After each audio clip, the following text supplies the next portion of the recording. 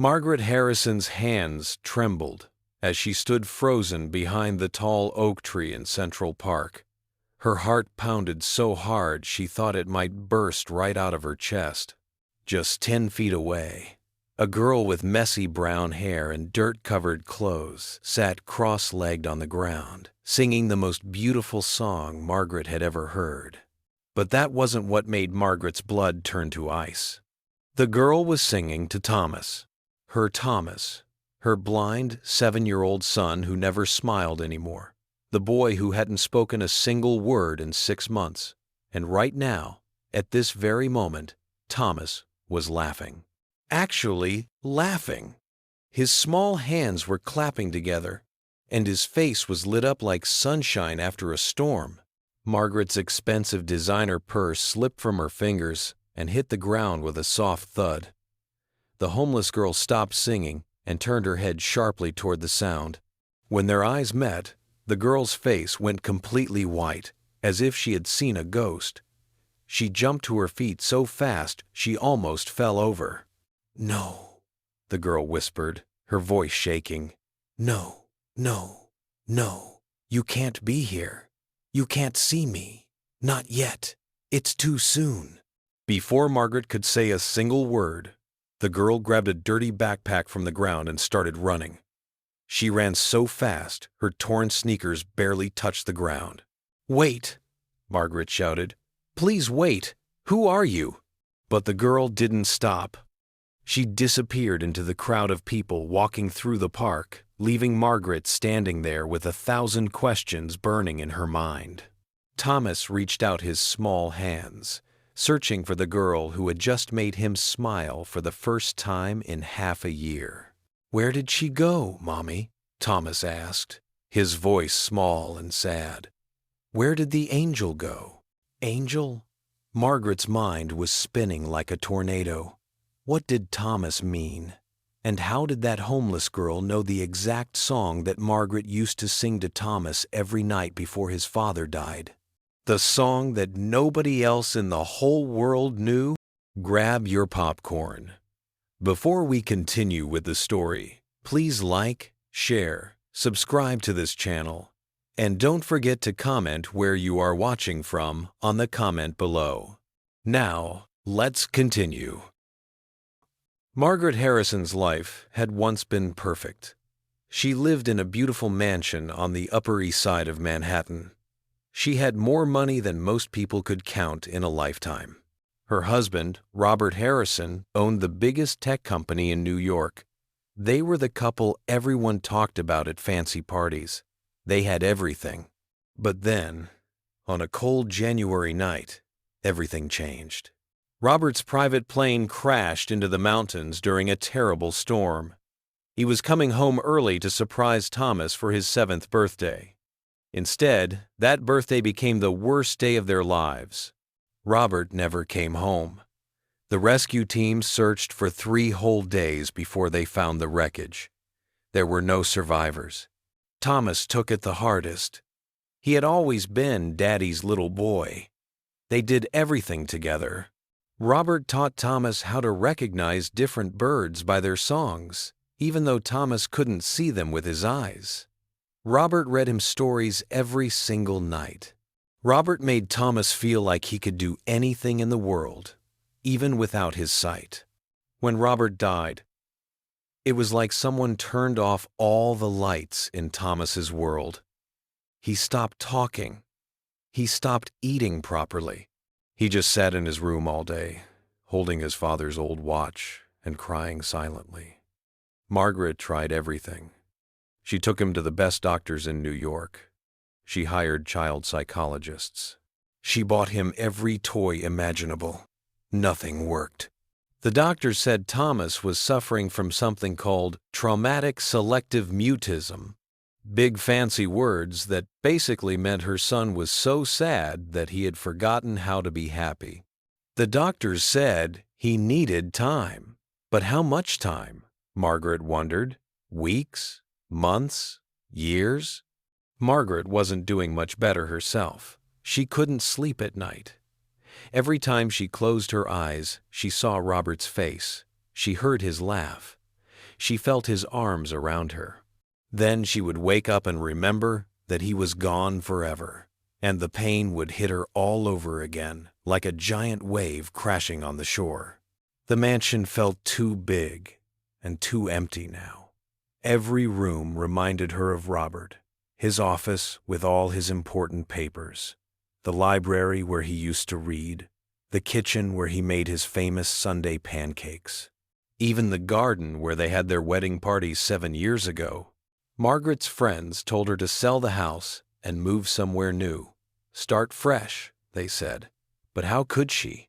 This house was filled with memories of Robert, good memories, happy memories. Even though they hurt, she didn't want to lose them. Money didn't mean anything anymore. Margaret had more than $100 million in her bank accounts. She had stocks and properties and investments all over the world. But none of it could buy back her husband. None of it could make Thomas smile again. It was a Tuesday afternoon in late March when Margaret decided to take Thomas to Central Park. The doctors said fresh air and new surroundings might help him. Margaret wasn't sure about that, but she was willing to try anything. She dressed Thomas in his favorite blue jacket and his special shoes that told him when he was about to step on something bumpy. They walked slowly through the park, Thomas's small hand gripping Margaret's tightly. His face showed no emotion at all, like he was a robot pretending to be a boy. "Do you hear the birds, sweetheart?" Margaret asked gently. "Remember how Daddy taught you their different songs?" Thomas didn't answer. He hadn't answered anything in so long that Margaret sometimes forgot what his voice sounded like. They found a bench near the big fountain. Margaret helped Thomas sit down and then sat beside him. Around them, life continued as normal. Kids were playing, dogs were running, people were jogging. Everyone seemed so happy and normal. Margaret wondered if her family would ever feel normal again. That's when she heard it. A voice. A girl's voice. Singing. At first, Margaret thought it was coming from someone's phone, or maybe a radio. But no, it was real. Someone was actually singing, and the voice was so beautiful it made Margaret's heart ache. She looked around and finally spotted the singer. It was a young girl, maybe 12 or 13 years old, sitting on the grass about 20 feet away.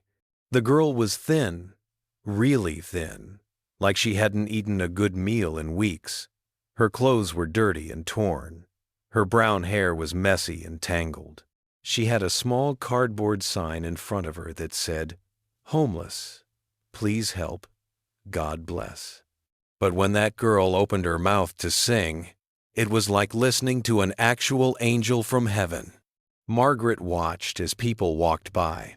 Some dropped coins or dollar bills into a paper cup next to the girl's sign. Others just walked past without even looking.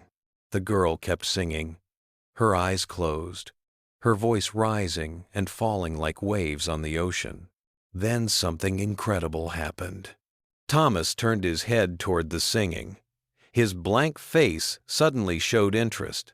His fingers stopped fidgeting. He was actually listening, really listening. "Mommy," Thomas whispered, so quiet Margaret almost didn't hear him. "What is that beautiful sound?" Margaret's heart jumped. Thomas had spoken. After 6 months of silence, her baby boy had actually spoken. "That's a girl singing, sweetheart," Margaret said, trying to keep her voice calm, even though she wanted to cry with joy. "Would you like to get closer so you can hear better?" Thomas nodded. It was just a small nod, but it was something. It was a response. Margaret carefully stood up and took Thomas's hand. They walked slowly toward the singing girl. As they got closer, Margaret could hear the words of the song more clearly. It was something about hope and light and love never dying. The girl finished her song and opened her eyes when she saw Margaret and Thomas standing there. She smiled. It was a tired smile, but a real one. "Hello," the girl said. Her voice was scratchy, like she had been singing for hours. "Did you like my song?" "It was beautiful," Margaret said honestly. She reached into her purse and pulled out a $20 bill. She placed it gently in the girl's cup. The girl's eyes went wide. "Thank you, ma'am.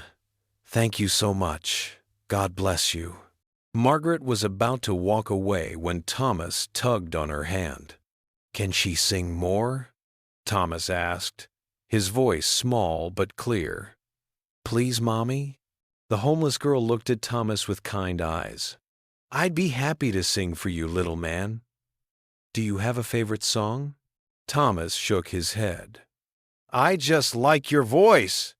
It sounds like sunshine feels." The girl's expression changed. For just a second, something flickered across her face. Surprise? Recognition? Margaret couldn't tell. "That's the nicest thing anyone's ever said to me," the girl said softly. "What's your name?" "Thomas." "That's a strong name."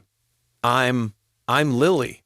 Margaret noticed the girl hesitated before saying her name, like she had to think about it first. Strange. "Nice to meet you, Lily," Margaret said. "I'm Margaret. Thomas here. He's been going through a hard time. Your singing seems to make him happy." Lily looked at Thomas for a long moment. Really looked at him, studying his face like she was trying to memorize every detail. "I'm glad I could help," Lily said quietly. Then she started singing again. This time, the song was different, softer, gentler. It was a lullaby, Margaret realized. A beautiful lullaby that wrapped around them like a warm blanket on a cold night. Thomas sat down, right there on the grass, not caring that his expensive pants would get dirty. He had the most peaceful expression on his face that Margaret had seen in months. For 20 whole minutes, Lily sang song after song, and Thomas listened to every single note. When Lily finally stopped, her voice worn out, Margaret had tears running down her face. She didn't even realize she was crying until she felt the wetness on her cheeks. "How much do you usually make from singing?" Margaret asked Lily. The girl shrugged. "On a good day, maybe $30 or $40.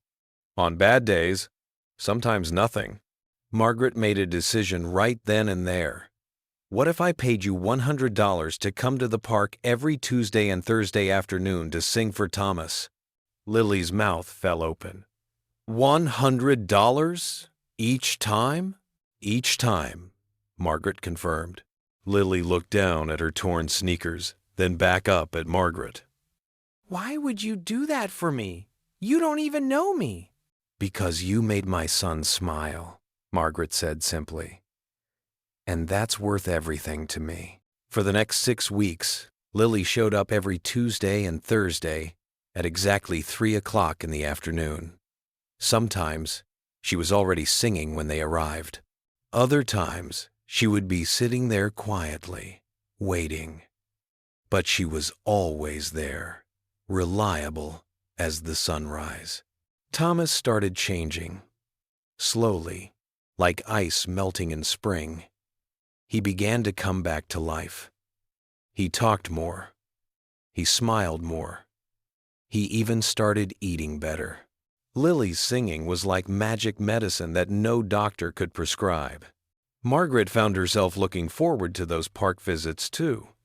She would sit on the bench and listen to Lily sing, and for those precious hours, the heavy weight of grief didn't feel quite so crushing. Margaret started bringing extra food, sandwiches, fruit, cookies. Lily would always try to refuse at first, saying Margaret was already too generous. But Margaret insisted. The girl was clearly not eating enough. "Where do you stay at night?" Margaret asked Lily one Thursday afternoon. Lily's face closed up. here and there, different places. That's not safe for a young girl alone. I manage, Lily said shortly. She clearly didn't want to talk about it. Margaret respected that. Everyone had their secrets, their private pain. She understood that better than most. But Margaret started noticing things, strange things. Sometimes Lily would sing songs that Margaret had never heard before, songs that seemed too perfect, too specifically chosen for Thomas, songs about fathers watching from heaven, songs about love that never ends, songs about finding light in darkness. How did Lily know exactly what Thomas needed to hear? And there was something else, too. Sometimes, when Lily thought nobody was watching, she would stare at Thomas with the most peculiar expression on her face. It wasn't creepy or weird. It was sad, deeply, deeply sad, like she was looking at something she had lost and could never get back. Then came that Tuesday in May, the Tuesday that changed everything. Margaret was running late. She had an important meeting with Robert's lawyers about the company. The meeting went longer than expected, and by the time she and Thomas got to the park, it was almost 4 o'clock. I hope Lily waited for us, Thomas said worriedly as they walked through the park gates. I'm sure she did, sweetheart, Margaret reassured him. But when they got to their usual spot by the fountain, Lily wasn't there. Maybe she's just late too, Margaret suggested, but she felt a flutter of worry in her stomach. Lily had never been late before, not once in 6 weeks. They waited for 10 minutes, then 20. Still no Lily. Thomas was starting to get upset. Where is she, Mommy? What if something bad happened to her? I'm sure she's fine, Margaret said, but she wasn't sure at all. Lily was a homeless girl living on the streets of New York City. A million bad things could have happened to her. Let's walk around the park a bit, Margaret decided. Maybe she's at a different spot today. They walked along the main path, Thomas's hand in hers. The park was busy with the usual afternoon crowd. Joggers, cyclists, families with children, couples holding hands. Then Margaret heard it. That voice, Lily's voice, but it was coming from the opposite direction, from a more secluded area of the park near the old oak trees where fewer people went. This way, Margaret said to Thomas, following the sound. As they got closer, the singing grew louder. Margaret could hear the emotion in Lily's voice, raw and powerful. It sounded different today. Less controlled, more desperate. They rounded a corner, and that's when Margaret saw them. 2 men were standing over Lily, big men with mean faces. One of them was holding Lily's backpack, dumping everything out onto the ground. The other was yelling at her. Where's the rest of it? The man snarled. I know you got more than this. Lily was on her knees, trying to gather her scattered belongings. Her face was bruised. Someone had hit her. That's all I have, Lily cried. Please, just leave me alone. Don't lie to me, girl, the man growled. He raised his hand to hit her again. Margaret didn't think. She just reacted. Hey, she shouted loudly. Leave her alone. The 2 men turned to look at Margaret. One of them laughed. Well, well, he said, looking at Margaret's expensive clothes and jewelry. Looks like it's our lucky day. 2 for the price of 1. Margaret pulled out her phone. I'm calling the police right now. The men looked at each other, then back at Margaret. For a tense moment, nobody moved. Then one of the men spat on the ground. This ain't over, he said to Lily. Then both men turned and walked away quickly, disappearing into the trees. Margaret rushed over to Lily, who was still on her knees, shaking. Are you okay? Margaret asked, kneeling down beside her. Did they hurt you badly? Lily shook her head. but Margaret could see tears running down her dirty face. "I'm fine. I'm used to it." "Used to it?" Margaret was horrified. "How often does this happen?" "Sometimes," Lily said quietly, gathering her things. A worn notebook, a few pieces of clothing, a small stuffed rabbit that looked very old. "It's part of living on the streets. Some people think homeless kids are easy targets." Thomas, who had been standing quietly, suddenly spoke up. "Mommy, we have to help her. We have to take her home with us." "Thomas, it's not that simple," Margaret started to say. "Please, Mommy." Thomas's voice was urgent. "We have so many rooms, big empty rooms that nobody uses. And Lily is nice. She makes me happy. Please." Margaret looked at Lily, really looked at her. This thin, bruised, scared girl who had somehow brought her son back from darkness. This child who was surviving on the dangerous streets all alone. "Lily," Margaret said gently, "would you like to come stay with us? Just temporarily, until we figure out something better?" Lily's eyes went wide with panic. "No! I can't! I have to stay in the park. I have to." "You have to what?" Margaret pressed. Lily stood up quickly, clutching her backpack to her chest. "I just can't. Thank you for the offer, but I can't accept it."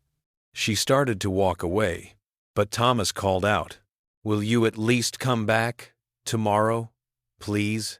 Lily stopped. She turned back, and the look on her face made Margaret's heart break. It was the look of someone who wanted something so badly, but couldn't have it. "I'll come back," Lily promised. "I'll always come back for you."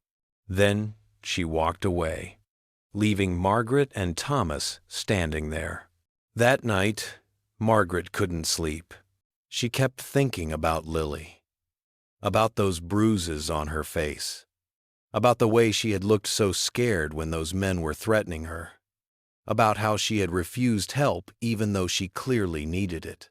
And she kept thinking about that strange thing Lily had said, "I have to stay in the park." Why? Why did she have to stay there? The next day was Wednesday, not one of their usual meeting days. But Margaret decided to go to the park anyway. She had to check on Lily, make sure she was okay. She told Thomas's nurse, Mrs. Chen, to stay home with Thomas. This was something Margaret needed to do alone. She walked through the park for over an hour, searching. She checked all of Lily's usual spots: the fountain, the oak trees, the big lawn. Nothing. Just when Margaret was about to give up, she heard singing coming from behind a cluster of bushes near the park's edge. She walked toward the sound and found Lily sitting against a tree, her knees pulled up to her chest, singing softly to herself. But Margaret stopped dead in her tracks when she heard what Lily was singing. It was the lullaby. The special lullaby that Margaret had made up herself when Thomas was a baby. The one she sang to him every single night before he fell asleep. The one that nobody else in the entire world knew except for Margaret, Thomas, and Robert. Margaret's blood turned to ice.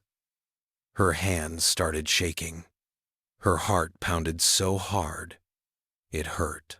How did this homeless girl know Robert's lullaby? There was no way. It was impossible. Margaret had never sung it in public, never shared the words with anyone. She and Robert had made it up together one sleepless night when baby Thomas wouldn't stop crying. It was their secret song, their family song. So how? Margaret must have made a sound, because Lily suddenly stopped singing and looked up. When she saw Margaret standing there, her face went completely white. "That song," Margaret said, her voice shaking. "Where did you learn that song?" Lily scrambled to her feet, her eyes wide with fear. I don't know what you mean." "Don't lie to me," Margaret said, stepping closer. "That lullaby. I wrote that lullaby with my husband 7 years ago. Nobody else knows it. So tell me right now, where did you learn it?" Lily was backing away, her whole body trembling. "I have to go. I'm sorry. I have to go." "No." Margaret grabbed Lily's arm, not hard, but firm enough to stop her from running. "You're not going anywhere until you tell me the truth. Who are you? How do you know that song? How do you know so much about Thomas? About what he needs?" Lily was crying now, tears streaming down her face. "Please, let me go. Please, you don't understand. I'm not supposed to tell you. Not yet. It's too soon." "Tell me what?" Margaret demanded. "What's too soon?" Lily looked up at Margaret, and in that moment, something shifted. Margaret saw something in the girl's eyes, something that made her heart stop beating.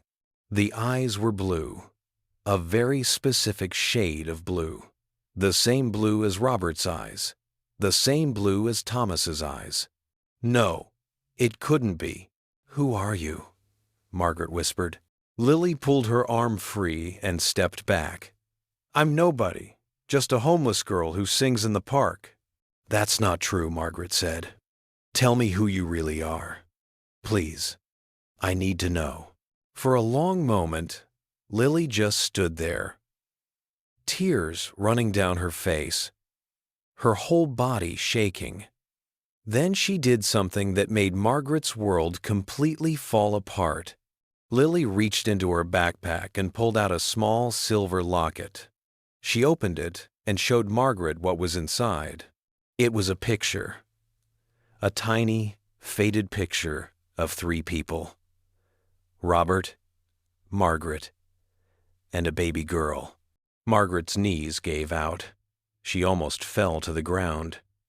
It was the picture from the locket Robert always wore, the one he never took off, the one that was in his pocket when he died. The rescue teams had given it back to Margaret, along with his other belongings. But that couldn't be right. The locket was at home, in Margaret's jewelry box, where she had put it after the funeral. Unless... "I'm sorry," Lily sobbed. "I'm so sorry. I know I shouldn't be here. I know I should have stayed away. But I couldn't. I just couldn't." "I don't understand," Margaret said, her voice barely a whisper. "How do you have that locket? How do you have Robert's locket?" "Because," Lily said, her voice breaking on the word, "because he gave it to me before everything happened, before the choice had to be made." "What choice? What are you talking about?" Lily wiped her eyes with her dirty sleeve. "The choice to save you and Thomas. The choice he made 13 years ago. The choice that means I was never born." Margaret felt like the world was spinning out of control. "What?" "My name isn't really Lily," the girl said quietly. "My name is Emma Rose Harrison, and I'm your daughter." Margaret opened her mouth, but no sound came out. She stared at the girl in front of her, this homeless, dirty, bruised girl who was claiming to be her daughter. But that was impossible. Margaret only had one child, Thomas. She had never had a daughter, never been pregnant with a girl. This didn't make any sense. Unless... Margaret's mind raced back to 13 years ago, back to when she was pregnant with Thomas, back to that terrible day in the hospital when something went wrong, when the doctors rushed her into emergency surgery, when they told her she had lost one of the twins. "No," Margaret whispered. "No, that can't be. They told me. The doctors said she didn't make it.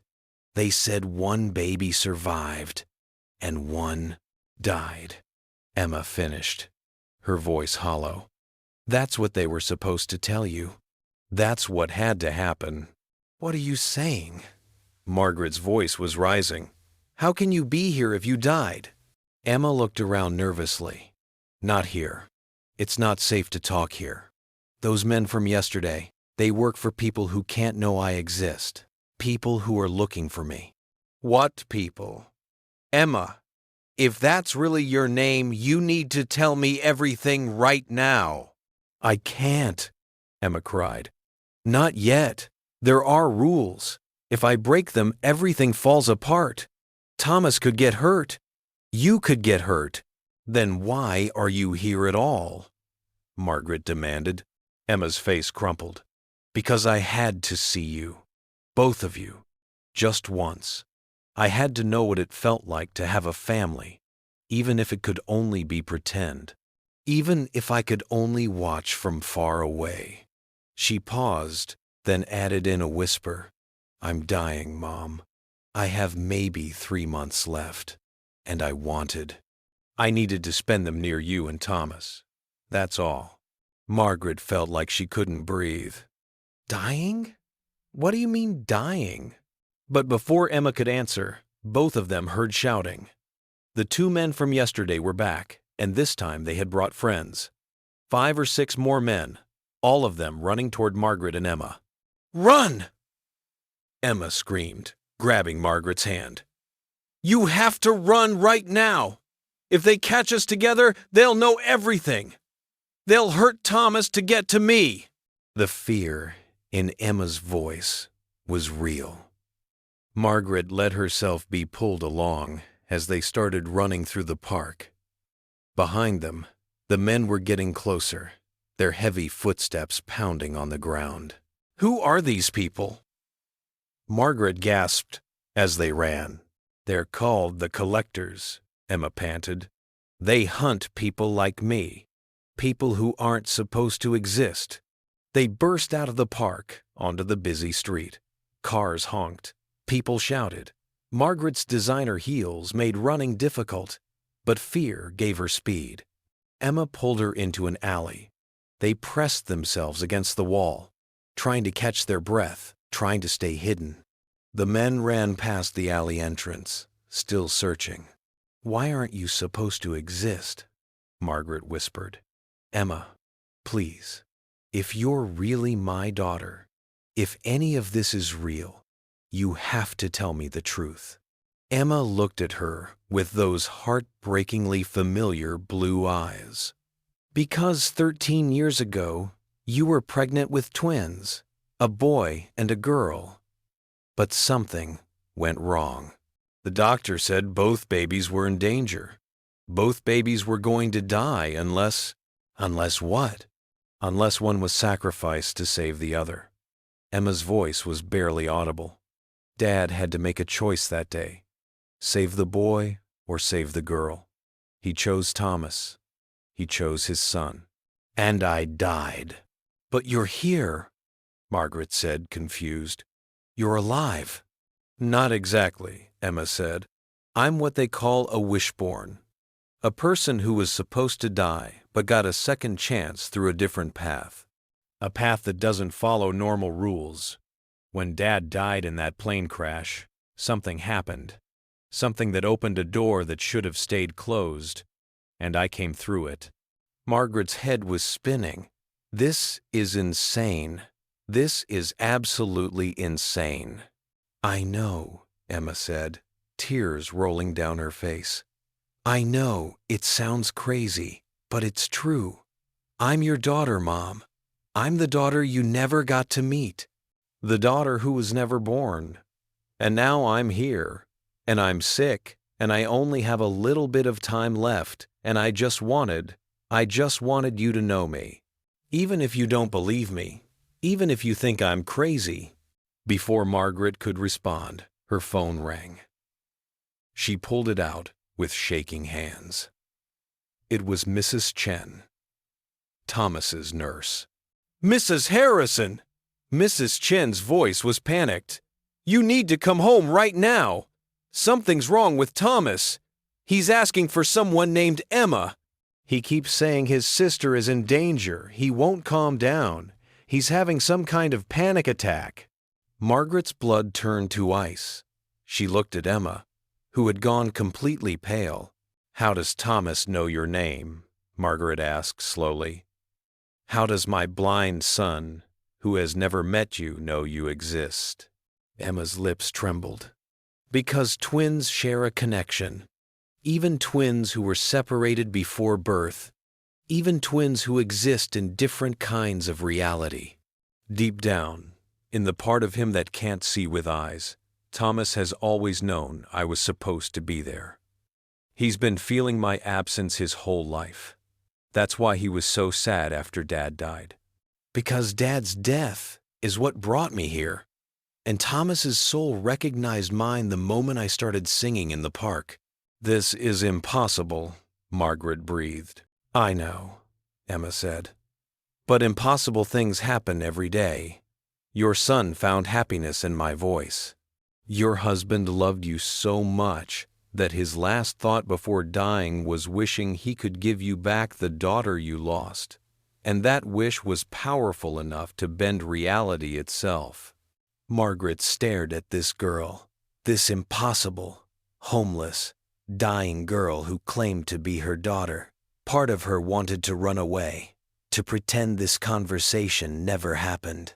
But another part of her, the mother part, the part that had grieved for a lost baby 13 years ago, was screaming that this was real. "Come home with me," Margaret said suddenly. "Right now. Come home and let's figure this out." "I can't," Emma said, shaking her head. "The collectors will track me there. They'll put you and Thomas in danger." "I don't care," Margaret said fiercely. "If you're really my daughter, I'm not leaving you here on the streets. Not for one more night. Not for one more minute." Emma looked torn. "But the rules." "Forget the rules." Margaret grabbed Emma's shoulders. "You said you're dying. You said you have 3 months. If that's true, then I'm not wasting another second. I lost you once. I'm not losing you again." "Mom," Emma whispered, and that one word broke something open in Margaret's chest. But their moment was interrupted by a sound that made both of them freeze. Footsteps. Coming from both ends of the alley. They were trapped. Hey there, thank you for watching to the end of this episode. Stick around for episode 2 and the final episode where the truth unveils. Please, don't forget to like, share, subscribe, and turn on your notification bell to get notified once we drop the next episode. Comment next in the comment below so I can notify you once the next episode drops. Thanks.